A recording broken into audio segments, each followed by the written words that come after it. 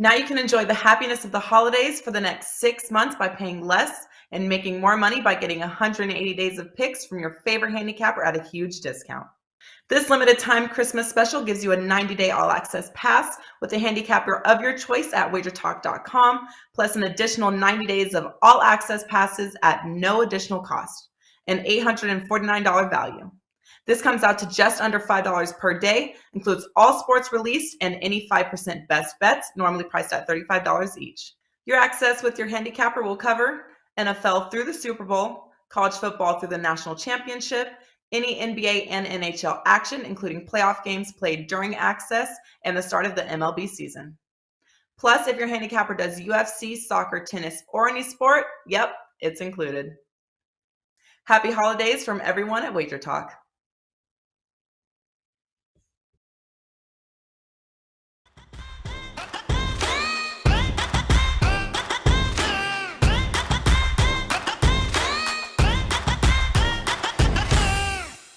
Hey guys, welcome in. It is Thursday, December the 16th. Time to talk a little bowl action here today. College Football Daily, powered by WagerTalk.com. We got 4 bowls today we're going to dive into, including the Myrtle Beach, the Potato, the Frisco, and the Armed Forces Bowl. And we're going to do it, of course, with 3 of the finest gentlemen you will meet at WagerTalk.com. 3 of the most profitable college football handicappers with Ralph Michaels. Teddy Covers and Dave Cokin is here. And guys, let's dive into, if we can, we'll get into this and, of course, let everyone know how they can go about getting these guys packages. The bowl package still available at Wager Talk. We'll get into that. But let's fire it, Robert. Let's dive right into the Myrtle Beach Bowl if we can. Yeah, give me some Tulsa and Old Dominion here in the Myrtle Beach Bowl. 7. Tulsa opens up as a favorite with a opening total of 51, and this is going to be December 20th, 2:30 Eastern Time. So, Ralph, kick us off here with Tulsa, Old Dominion. What do you think we're going to get here from these two? Well, I really like playing on 6-win teams that coming off a win, and we have 2 of them here. Tulsa off 3 straight wins to get to a bowl, and Old Dominion started off 1-6. What happens? They win their last 5 games, including having revenge wins in 4 straight games to finish the season. Why has Old Dominion done what they've done? Well, I'll tell you what, they had DJ Maxx, the UCF transfer quarterback, come and start the season. The offense was just miserable. 272 yards, 202 yards to Liberty, 282 yards to UTEP. They went back to the red freshman Hayden Wolf, who started a couple games last year but got beat out. What does he do? He turns the team around, doesn't make mistakes, and Old Dominion runs the table. But I can't get to the Old Dominion side just because of their stat profile, but I can't get to the Tulsa side. You look at Tulsa, yeah, they covered against Oklahoma State, they covered against Ohio State, they covered against SMU, but as a favorite, they go 3-5, lose outright to Cal Davis, lose outright to Navy, cover one of those games in overtime against Tulane, and then beat USF by 1. Their only true good win and cover was against the Temple team, which was completely dismantled at the end of the year. So I'm gonna give a lean here to Old Dominion just because I cannot bet Tulsa in this role as a favorite laying a touchdown. All right, good stuff. Teddy, how about you? What do you think we're going to get here? Tulsa, Old Dominion. A little defense or? How'd you know? I was going to talk about the total in this one, and my lean here is towards the under. When we look at Old Dominion's season, yeah, they put up some decent offensive numbers late against some really bad. Florida International had nothing down the stretch. Charlotte had nothing down the stretch. Every time they faced a decent opponent, your Marshall games, your Middle Tennessee games, we're seeing low-scoring defensive scrums. This is not a big play offense. This is not a let's march the ball up and down the field offense. And the reason that Tulsa was able to cover all of those point spreads, you talked about the Ohio State game, the Oklahoma State game, et cetera, et cetera. The reason they were able to cover those numbers was the defense kept them in all of those contests. So I think both of these teams, defense is stronger than the offense. And games like that, even in bowl season, I'm looking to play under the total. I believe in the Hurricanes defense. I believe in the Monarchs defense. And that tells me this might be a lower scoring affair. Love it. Love the correlation there. And Dave, what do you think about this Old Dominion Tulsa matchup here? Well, as Ralph mentioned at the top, both teams are 6-6, and I think they're both excited to be here with a chance to end the season on a winning note and be a winning team for the season. And both teams come in hot in terms of exceeding expectations. Tulsa's covered 4 in a row. Old Dominion's covered 5 in a row. I think this is a really good matchup. I think both teams are going to be very interested in it. I made the number Tulsa 11. I thought the opening line was short on this game, but it's gotten closer to where it's supposed to be. Not going to be a play for me, but I think if you're looking for an entertaining game, this one might be one of them. I'm not sure I'm buying. I don't know. I think both teams want to establish the run, so I can kind of get to where Teddy is on the game, but I do have a feeling that you're going to see both coaches open the playbook in this game, and you might see some trick plays and that type of minor bowl where you get some big plays that result in scores. So I'm a little dubious about getting involved on the under in the game. For me, it's a no bet, but again, I do think it's a game that you'll be entertained by. First bowl appearance for the Monarchs since 2016, and both teams got better as the season went on, too. So should be a very entertaining matchup here, guys. In the meantime, we're going to move on to bowl number 2 here. How about the Potato Bowl, Robert? Let's see what we got here. Yeah, the Potato Bowl going to feature our good friends over at Wyoming taking on Kent State. 58.5 with Wyoming opening up as a 4-point favorite. And it didn't start well, Teddy, for Wyoming to start the season, but they, too, began to turn it on there towards the end. Who do you like in this matchup? Wyoming has such a limited offense, and I know they hung 50 on Northern Illinois earlier this year. And even post that, I'm like, how on earth did this team put up 50 points against anybody? They're a limited offensive squad. Now, every once in a while, Wyoming gets the running game going and can plow over someone. We saw that in the Utah State game where all of a sudden, boom, boom, boom, they're dominating the line of scrimmage. They're pushing their opponent around, and that can create some big plays. But this is a team, they play slow. They lack playmakers. It's a classic Craig Bolt team. He wants to win with his defense, and that's why Wyoming is here. I think Kent State, of the two teams, is a more undervalued commodity coming into this matchup. And, of course, we saw Wyoming beat up on Ball State. We saw them beat Northern Illinois over the years. They played a couple of MAC foes. And, of course, Kent State lost their finale to Northern Illinois, which has played, puts them in this bowl game instead of where, in theory, they want it to be. That is a concern. But at this time of the year, I'm more inclined to take an offense that I'm confident is going to find a way to put the biscuit in the basket. This is a good Kent State offense. They were able to move the football even against weaker or even against stronger defenses that they face this year. And don't be fooled by some of those early final scores. The Iowa game, the Maryland game, they move all up and down the field against Maryland. They just didn't put it in the end zone. And that could be a problem here. But I wouldn't be surprised at all to see Kent State hang around in this one. I wouldn't be surprised to see them win it.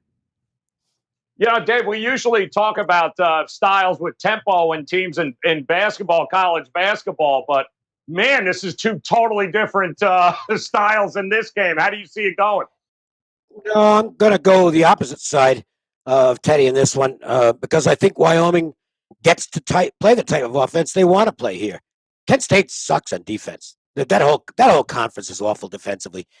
And if Wyoming can run the ball 80% of the time, Bull's going to be a happy man. So I think he's going to look at the film from the Northern Illinois MAC title game and say, we can do that. And he probably can. I think Wyoming's going to have the crowd with the game being in Boise. Wyoming travels pretty well. I don't know that Kent State's going to have a whole lot of people going out to Idaho for this football game.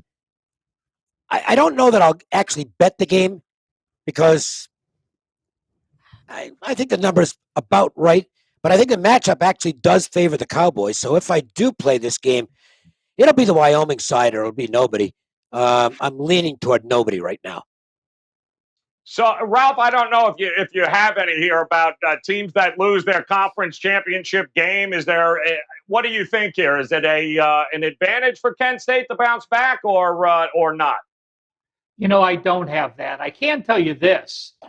Teams that win their conference championship are 57% against the spread in bowl games since the conference championship started. I don't have the recent data. I'm taking that from Mark Lawrence's playbook. So I'd be interested. I'd be interested to see the breakdown on that in terms of winning major conference title games as opposed to minor conference title games. Because I think for the major conference title winners, it's a big momentum add going into what is probably going to be a big bowl game. For the minor bowls, I'm not so sure. I'd really like to see a breakdown of that because I think that's one of those stats that overall might be misleading. I'm going to get that for us. Yeah. Dave, I can agree with you. I'll reach out to Mark to see if he can break it down by conference. Because how many times have we seen the SEC loser then get matched against the top group of 5 team and get blown out in the bowl because they have complete bubble burst? For them to win the SEC or Big Ten and go from championship potential to a good bowl, but you're playing a group of 5 team. We've seen that hands in 9 out of 10 years that's exactly happened. So I will reach out to see if he has. And because if Mark does get it, I'll give it to Joe to share on the show. Yeah, absolutely. The reason I mentioned that is just quickly, and it's not a game we're talking about here, but I think Michigan. I don't think. Do I think they're going to beat Georgia? No, but man, that team's got a monster momentum going into that game, coming out of it, a great finish to the season. Whereas, I don't know. I mean, you get to the minor conferences.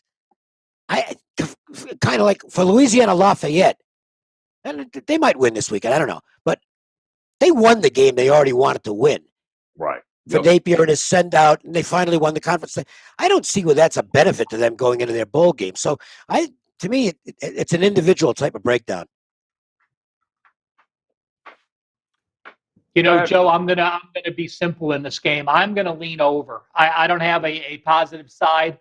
Is Wyoming going to be able to run on Kent State's defense? Absolutely. We talked about them being the worst defense of all the bowl teams. They were number 122 in the country, allowing 467 yards per game against winning FBS teams.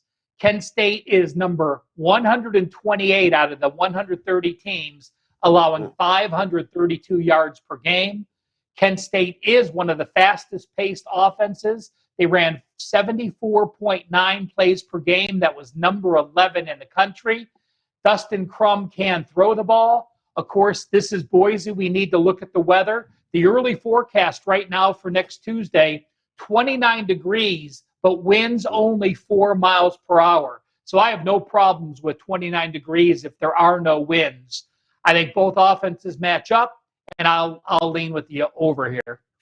I do have this, Dave, for you. MAC teams just 9-47 straight up in their last 56 as an underdog in their bowl games here.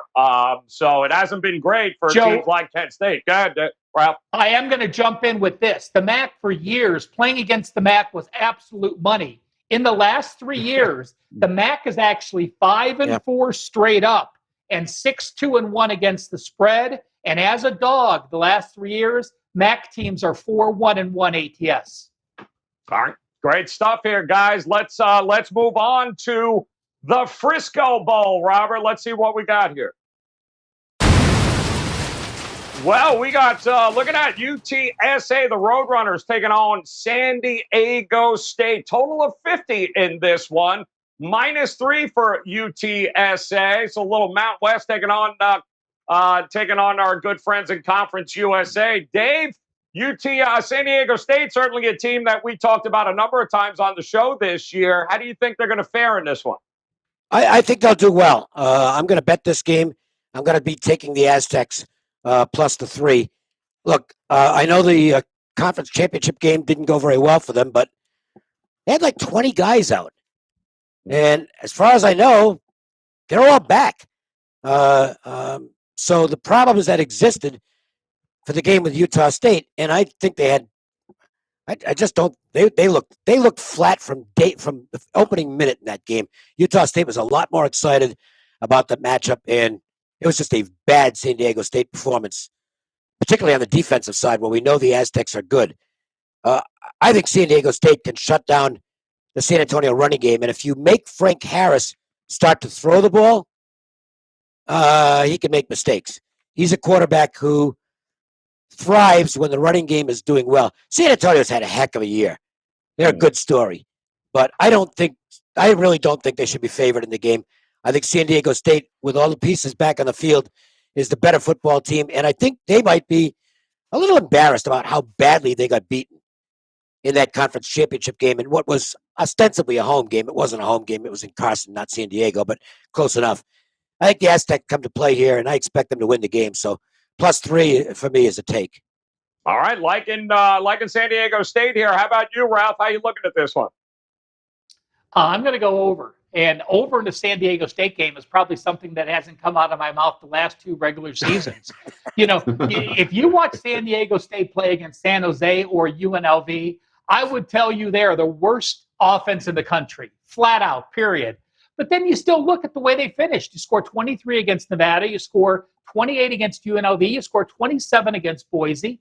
We know this UTSA team is an offensive-driven team. Down the stretch, their defense got gashed. 474 yards against the UAB team that's offensively inept. At North Texas, they gave up 456, and they gave up 562 to Western Kentucky. Dave said Harris has made mistakes. Well, he still has a 25-5 ratio. I mean, it's among the best ratios in the country. The game is in-state in Frisco. I do give UTSA a point or two home edge, and I think that's why they're favored in this game. Them coming off the win in the championship against the team coming off a loss in an in-state home rivalry. But again, it's no secret that many more bowl games go over the total in the early bowl games. And when teams start to have meaningful bowl games, December 31st and on, those do tend to go under. Same thing holds true with the dogs early and the favorites later. While it's a very, very big generalization, we will find out year in and year out that does happen more than not. I'm going to go over here, and I think San Diego State does open their offense in this game, really playing without pressure off their loss, and UTSA doing what they continue to do. I mean, UTSA, since they scored 24 against UNLV, besides the Southern Miss game where they got stopped a couple times, you got a team averaging almost 40 points per game, even on the road. Good stuff there. UTSA, the Roadrunners here. What do you think there, Teddy? Is this a team you're looking to back in this bowl spot, Conference USA? Yeah, Roadrunners are past for me. Unfortunately, I seem to be contradicting Dave or on the opposite side of a couple of these games with Dave. And these are both conferences that we follow. This is a conference we follow closely. I watched a bunch of San Diego State this year. And to call them inept offensively isn't strong enough. They're Wyoming, okay? They cannot put together. And Wyoming, when the running game's working, Wyoming can put together an 80-yard drive. San Diego State's 80-yard drives this year, few and far between. They're out-yarded every game. They're out first downed every game. They're able to win because they don't make the mistakes that kill them. The turnover battle has worked in their favor. And in fact, the only 2 games they lost all year were the games where they didn't win the turnover battle. They lost both against Fresno and against Utah State. We talk about this San Antonio squad, and they're not a team that turns the ball over. They're not a squad that's going to make a whole bunch of mistakes on a week. They don't beat themselves. And we all talked about the loss at North Texas, a game where, hey, it was a flat spot, they clinched, et cetera, et cetera. And the way they rallied back the next week against Western Kentucky, we can't compare. The San Diego State defense or the San Diego State offense with the Western Kentucky offense. I don't care what Western Kentucky did against UTSA. San Diego State can't do any of that. Right team is favored here. And frankly, I think it's a little bit cheap for the Roadrunners. The threes aren't there anymore. It's to the prevailing number as we speak. And in a game that I expect the Roadrunners to win, that's the only way I can look. All right, good stuff. Conference USA looking to bounce back. Lost every one of their 6 bowl games last year. We'll see if they can turn it around this year. All right, let's go. We got one more bowl game to take a look at. Where are we going here, Robert? The Armed Forces Bowl, as we'll take a look at Missouri and Army here. Army opens up as a 3-point favorite, 60.5 for the total here. This is on December the 22nd, 8 o'clock at night. So, Ralph, kick us off here with this Army team coming off of that actually amazingly great game against Navy. Very entertaining from a viewership standpoint. Can they bounce back here? Well, sure they can. They're a military academy playing in the Armed Forces Bowl. If you look at Navy and Army's records when they play any game in Texas, they have a lot of military bases there. They get a big following. It has been excellent. And let me just remind people, I mean, for the 90s, 2000s, if a military team is in a bowl, period, you're either playing them or you're passing the game. Army, 4-1 ATS, their last 5 bowls. The only bowl game they did not cover was a 7-point win in a non-cover. Air Force, 5-2, their last 7 bowl games. Navy has covered 6 straight bowl games. That's a 15-3 record. Why?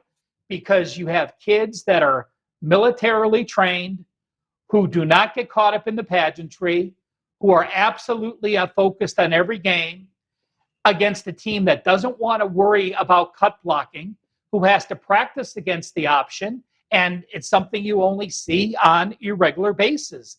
But remember this, you have an SEC team with 10 times the talent Army has as far as high school recruits. SEC dogs 10-2 the last 5 years. I mean, you're playing on the best conference and you're getting them as a dog. There's a lot to be said with that. I like the over here, but I'm going to make it a slightest of leans right now because as I pulled up the weather in Fort Worth on December 22nd, it's going to be 68 degrees, but the winds right now are showing 15 miles an hour. If those winds get up to 20 or more, I clearly would lean with Army being able to run the ball against a Missouri team that has allowed 5.5 yards per carry and 229 yards per game. Can Missouri's offense move it against Army? Sure they can. I mean, Wake Forest put up 638. Western Kentucky put up 477. Army's played one of the weakest schedules there is against a very weak slate of offenses. If the winds die down, I'll be on the over. I can't give it out as a best bet yet. It's one of those wait till we get a closer weather forecast and we'll see which way I'll go. All right. What do you think here, Teddy? How you looking at this Army squad going up against the SEC? I'm not playing Army. and Ralph makes strong points about how the service academies tend to be bet-ons in these bowl games. We got to put a caveat on that for this one. All right. Again, they played last week, and they play an early bowl game. So in terms of bowl prep, Missouri full prep, Army limited prep. Makes a difference. We talk about units that underachieved this year. And going into the season, there was there were reasonable expectations for that Missouri defense under first-year coordinator Steve Wilkes. And the defense underachieved for extended stretches this year. They played better down the stretch. And now they have a one-dimensional foe that they can focus on for 3 weeks. I would not be surprised to see Missouri play their best defensive game of the year against Army. Ralph talked about the trends for SEC underdogs. That's strong when you talk about 10-2 ATS, a run for SEC dogs. And we saw what happened with Army as a favorite against a team that's prepared for them the last time they played when Navy beat them straight up. I think the Tigers are the value play here at +4. It's the only way I can look. All right. Looking at the SEC. What do you think, Dave? You worried that Army won played the game they wanted to play, or you think they're primed for bounce back here? No, they'll be ready to play. They're always ready to play. I mean, Todd Monken's been there Jeff Monken rather has been there for 8 years now?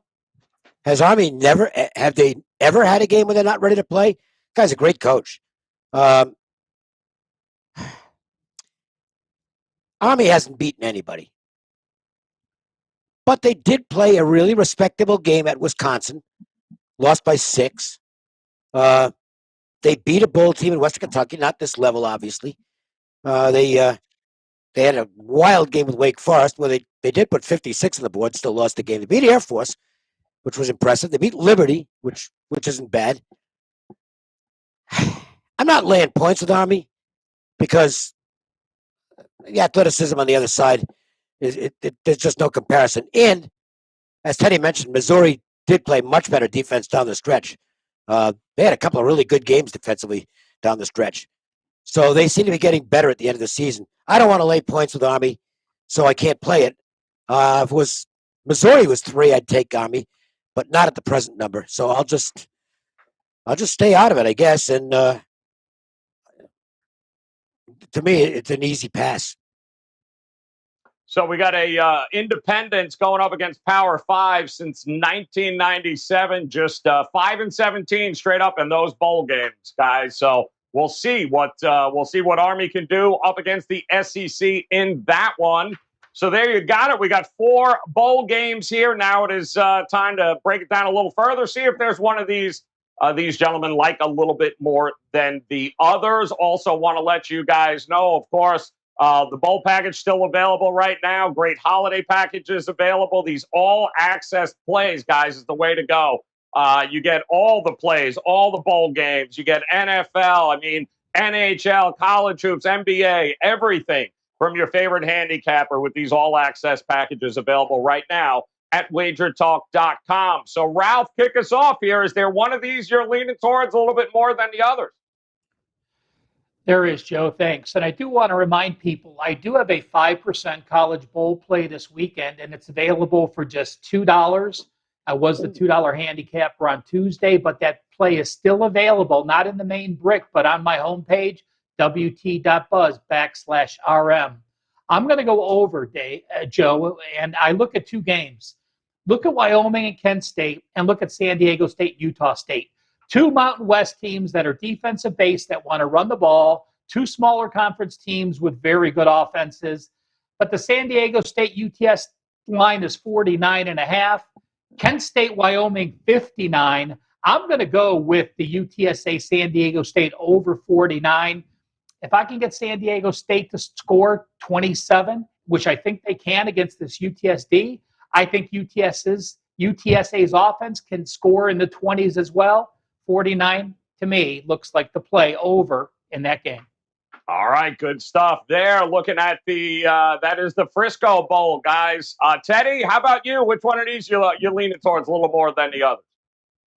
Oh, it's the one we just talked about. That would be Missouri plus the 4 against Army. And again, the concept here is simple. I got the better athletes catching points. I've got a conference that's been a monster. ATS as an underdog in bowl season. I got one team that got a full set of bowl practice. I'm not saying Army's not going to be ready, but Missouri's had more time to prepare for Army than Army had for Missouri. Army spent all that time preparing for Navy, but just a week of practice between the season finale and their bowl game. Put those factors together with a +4. You can count me in on the Tigers. I'm going to believe in Steve Wilkes and give me Missouri plus the 4. All right. That's a vote of confidence for Steve Wilkes there from Teddy. And Dave, how about it? Which one of these bowl games might you be leaning towards? The one I said I was going to play, which is San Diego State. I love teams, love bowl underdogs with good rushing defenses. Absolutely love them. They have been probably my most automatic play over the years in bowl games. And San Diego State has got a terrific rushing defense. Manage the game, take their 3 and outs, because they're going to get a lot of 3 and outs, but they've got the best punter in the country. And that does enter into their game plan because he can continuously pin the other team deep in its own territory. So San Diego State plays the field position battle and does enough offensively against a defense that's okay, but not at the same level. I think San Diego State is a winner, and I like the fact that they just get absolutely killed by Utah State in the conference championship game. I think that you're going to get a good effort out of the Aztecs here. Yeah. Hey, Joe, just one note on Dave's play. Go ahead. You have the Superior Conference with the Mountain West, against probably the weakest conference or second weakest with the MAC. Dave, Mountain West Bulldogs 12-4, 75% ATS. There you go. I'll make it 13-4. Matt raises the punter's name, guys. He is. Oh. It is absolutely phenomenal. Yeah, He got a lot of practice this year. He got a lot of Yeah, practice. but the thing is that it is part of their offense. They play very safe on offense. They just manage the thing because he's going to punt the ball. I mean, his net is 43 point something, and he's going to get drafted. You don't see many punters get drafted. He's going to get drafted. Yep, absolutely. Unbelievable, phenomenal is what he is. I think he even got the OC a bonus. Imagine that, a punter got the offensive coordinator a bonus this year because of how well he did. So get ready for that one, guys. 4 bowl games, including the Myrtle Beach Bowl, Potato Bowl, Frisco Bowl, and the Armed Forces Bowl. All, guys, can be found. Great information found over not only at WagerTalk.com for Ralph and Dave, but also SportsMemo.com for Teddy as well. He's going to look Missouri for his lean in this bowl game. Ralph likes the San Diego State UTSA over, and Dave, he likes San Diego State plus the points in this one. Again, guys, go take advantage of the bowl packages, those all-access packages right now for the remainder of the year. It doesn't get any better than this over at WagerTalk.com. So on behalf of Ralph Michaels, Teddy Covers, and Dave Cokin, guys, thanks for hanging out with us. Best of luck with your plays. Come back and join us again tomorrow. We'll get you ready with 4 more bowl games before they kick off. So good luck with your plays tonight, guys. We'll talk to you tomorrow.